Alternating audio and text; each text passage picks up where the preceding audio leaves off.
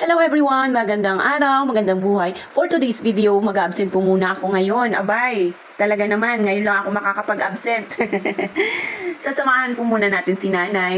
Magpapabunot po si nanay ng kanyang ngipin dahil nga medyo napapalahat na yung sira sa kanyang ngipin, guys. Kailangan nang tanggalin. At alam naman nating lahat ay ang pagngiti, di ba, ay napaka-importante sa atin kasi minsan akala nila nakasimangot ka lang kasi mataray ka kasi ayaw mo lang mamansin, hindi nila alam may tinatago kang sikreto. Kaya ito guys, sabi nga ni nanay, para gumanda-ganda naman daw siya at madagdagan maibalik ang kanyang dating ganda, kailangan niya ng patanggal at papalitan niya na ng pustiso yung ngipin niya. Pero bago ang lahat, itatry po muna, titingnan muna namin kung pwedeng bunutin ito ng sabay-sabay.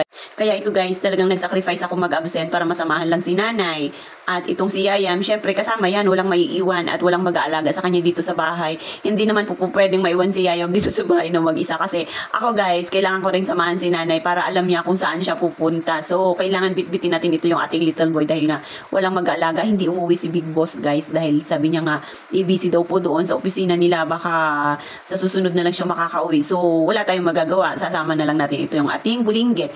At ayan nga, nag-prepare na nga po kami.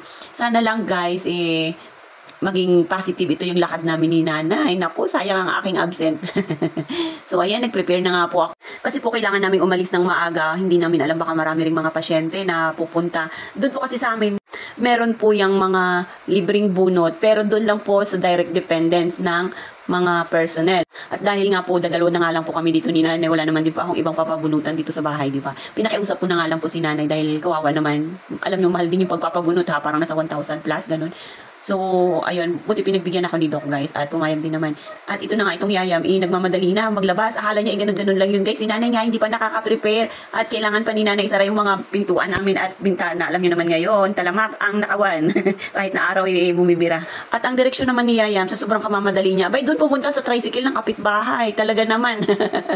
Madalas po kasi doon yan sila tumatambay ni nanay pagka wala silang ginagawa. Dito na nga po pala kami sa medical at yan si nanay, magpapacheck ng kanyang BP, baka high blood siya or what. Pero sabi nga ni nanay, hindi naman siya high blood. Pero hindi naman natin masabi kasi guys, hindi naman tayo nagpapatest, di ba? Or nagpapa-BP. Habang inantay nga po namin itong si nanay, itong si Yayam, tingnan nyo nga po, di ba? Sobrang likot, sobrang napaka-hyper. O yan, nilampaso na yung unan. Naku, patay tayo dyan, be. Kila tita, naku. Baka mamaya hinihigaan pa yan ng mga buntit.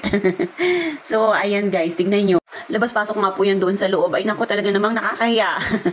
Kaya tudubantay ako dyan guys, baka mamaya may mahila siya na delikado ba or hindi dapat hawakan. At yan, tingnan nyo nga po. Gusto nga po niyan umakyat dyan sa kama kasi maraming mga nakalagay doon. At yan, gustong-gusto rin pumasok. Tingnan nyo kung saan-saan pumupunta. At yan, kinuha na yung gamit ni Doc. Siya na yung siya na yung gumagamit guys. At ito nga po si nanay, ayan, medyo namumroblema kasi parang mataas yung kanyang blood pressure. So, sabi nga sa kanya, relax muna. Pagka mataas po kasi yung blood pressure mo, hindi po pwedeng bunutan.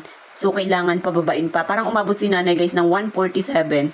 So, kailangan mag-relax siya. Kaya, sabi ko kay nanay, sige na, lalabas na lang kami at magpahinga na lang siya doon. Baka mamaya, yung kinakataas ng kanyang dugo, itong si Yayam, kasi nakikita niya nga po na pabalik-balik, baka mamaya, inisip niya gusto niyang habulin, dahil nga, yun yung kanyang ginagawa, di ba? So, yan, lumabas na po kami ni Yayam, nilabas ko na siya dito, pinasyal ko na sa labasan. Kasi hindi naman din po masyadong mainit dito, marami pong puno na pagtatakbo-takbuhan itong si Yayam, dinala ko nga lang po yan siya dito sa may basketball court, dahil dito medyo semento at maganda-ganda yung kanyang tatakbuhan, guys. Yun nga lang, wala talaga siyang ibang makakalaro dito kundi dadalawa lang kami at yung mga ibon na maririnig niya dito sa ilalim ng akasya. O ayan guys, o tingnan nyo, o di ba? Parang nag-i-enjoy din siya, yun nga lang may mga hinahanap siya na naririnig. Ayan. Palingalinga pa po yan siya diyan, o tingnan nyo. Parang gusto niya tumakbo na may hinahanap at nakatingin pa sa taas. Ayan na siya. Palapit na sa akin guys. Kasi nga parang natatakot siya dahil sa sobrang ingay ng mga huni ng ibon na hindi niya makita. Kaya yan, umupo po muna kami dyan sa isang gilid. May bird pala doon? No, ingay nila na. Ano yun? Bird! Saan ang bird? Tawagin mo yung bird. Bird!